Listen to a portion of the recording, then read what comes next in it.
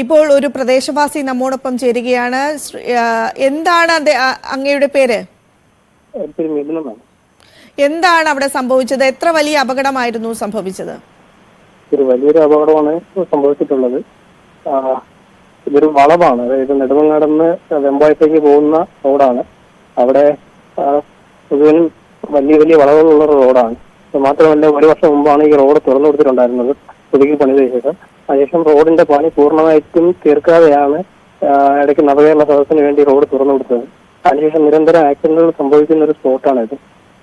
ഇത് മനസ്സിലാക്കിയെടുത്തോളം കുട്ടികളും മുതിർന്നവരൊക്കെ ഉണ്ടായിരുന്ന ഒരു വിനോദയാത്രയായിരുന്നു എന്നാണ് മനസ്സിലാക്കുന്നത്. അതിൽ ഒരാള് മരിച്ചു എന്ന് പറയപ്പെടുന്നുണ്ട്, കൺഫർമേഷൻ കിട്ടാനുണ്ട്.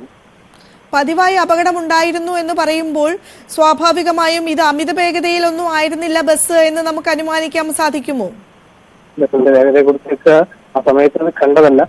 പറയപ്പെടുന്നത് സ്പീഡാണ്. കാര്യം നല്ല വളവാണ്. ഇവിടെ അത്യാവശ്യം സ്പീഡിൽ വന്നു കഴിഞ്ഞാൽ ചിലപ്പോൾ ടേൺ ചെയ്യാൻ പറ്റിയെന്ന് വരില്ല. അങ്ങനെയാണ് ഇത് സംഭവിച്ചതെന്നാണ് ഇവിടെ പറയുന്നത്.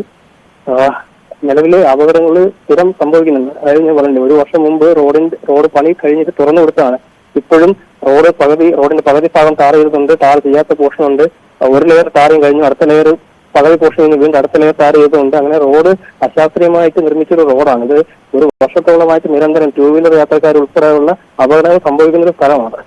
പരാതിപ്പെട്ടിരുന്നു അധികൃതരോട്? ഇതുമായിട്ട് ബന്ധപ്പെട്ട് നാട്ടുകാർ പല പരാതികളും ഉന്നയിച്ചിട്ടുണ്ട്. രാഷ്ട്രീയ പാർട്ടികൾ സമരം നടത്തിയിട്ടുണ്ട്. അപ്പോഴൊക്കെ ഇത് ഉടനെ ഈ റോഡ് കംപ്ലീറ്റ് ചെയ്യുമെന്നാണ് പറഞ്ഞിട്ടുണ്ടായിരുന്നത്. എത്ര പേർക്ക് പരിക്കുണ്ട് എന്നത് സംബന്ധിച്ച് എന്തെങ്കിലും വിവരങ്ങൾ ബിഥുന് ലഭ്യമായിട്ടുണ്ടോ? ഇല്ല, കൃത്യമായിട്ടുള്ള വിവരങ്ങൾ ലഭ്യമല്ല. പക്ഷേ ഒരു സ്ത്രീ ഇവിടുന്ന് വളരെ ഗുരുതരമായിട്ടാണ് മെഡിക്കൽ കോളേജിലേക്ക് കൊണ്ടുപോയ ആൾക്കാരായിട്ട് ബന്ധപ്പെടുന്ന സമയത്ത് മരണപ്പെട്ടു എന്നാണ് അറിയുന്നത്. അതിന് ഡോക്ടറുടെ കൺഫർമേഷന് ശേഷം പറയുന്നതായിരിക്കും നല്ലത്.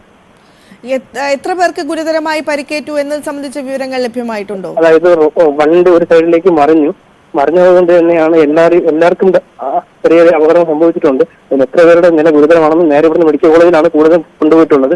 കുറച്ചു പേരെ നെടുമങ്ങാട് താലൂക്ക് ഹോസ്പിറ്റലിലേക്കും കൊണ്ടുപോയിട്ടുണ്ട്. അപ്പോ തിരുവനന്തപുരം ഹോസ്പിറ്റലായിട്ട് ബന്ധപ്പെട്ട് കഴിഞ്ഞാൽ കൂടുതൽ അത് അറിയാൻ കഴിയുള്ളൂ. ഇപ്പോൾ രക്ഷാപ്രവർത്തനം പൂർത്തിയായി കഴിഞ്ഞിരിക്കുന്നു. ഏതായാലും ബസ് ക്രെയിൻ ഉപയോഗിച്ച് മാറ്റാനുള്ള ശ്രമം തന്നെയല്ലേ നടക്കുന്നത്? അത് മാറ്റാൻ സാധിച്ചു? അതെ അതെ അതെ ബസ്സിനകത്തുള്ള മുഴുവൻ ആൾക്കാരെയും ഹോസ്പിറ്റലൈസ് ചെയ്തിട്ടുണ്ട്. ഇപ്പോൾ ബസ് ഇപ്പോൾ ക്രെയിൻ ഉപയോഗിച്ചിട്ട് ഫയർഫോഴ്സും പോലീസും ഒക്കെ ചേർന്നിട്ട് ആ ബസ് നോക്കാനുള്ള ശ്രമങ്ങൾ നടത്തിക്കൊണ്ടിരിക്കുന്നു. 49 കുട്ടികളെ മാത്രമാണോ അതോ മുതിർന്നവരും ആ ബസ്സിനകത്തുണ്ടായിരുന്നു? 49 കുട്ടികൾ. അതായത് ഞാൻ മനസ്സിലാക്കുന്നിടത്തോളം ഇത് സ്കൂളിൽ നിന്നുള്ള ട്രിപ്പാണെന്ന് തോന്നുന്നില്ല. കാരണം വെച്ചാൽ കുട്ടികളും ഇവിടെ രക്ഷിച്ചവരോട് ചോദിച്ച് മനസ്സിലാക്കിയപ്പോൾ കുട്ടികളും മുതിർന്നവരും ഉണ്ടായിരുന്നാ പറയുന്നത്.